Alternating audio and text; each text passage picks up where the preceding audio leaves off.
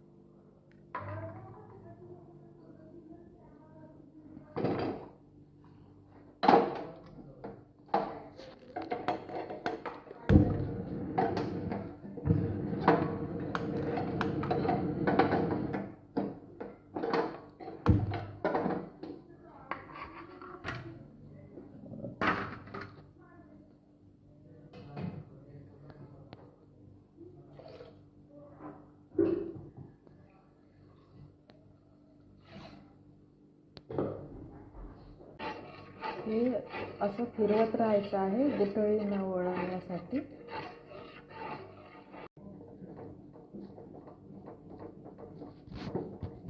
मध्ये मध्ये मी पाणी टाकलेलं आहे.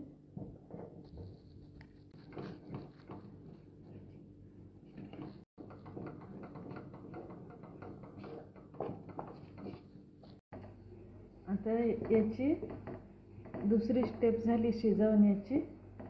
आता तिसरी स्टेप फेटणे होते, फेटणे. आता हे थंड झाल्यावर फेटायचं आहे क्लॉकवाईज.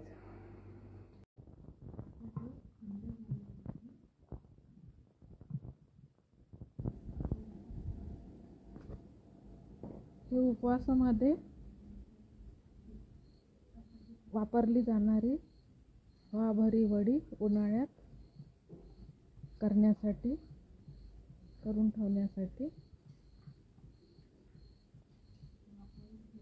उन्हामध्ये वाळवावं लागते. भगर भिजून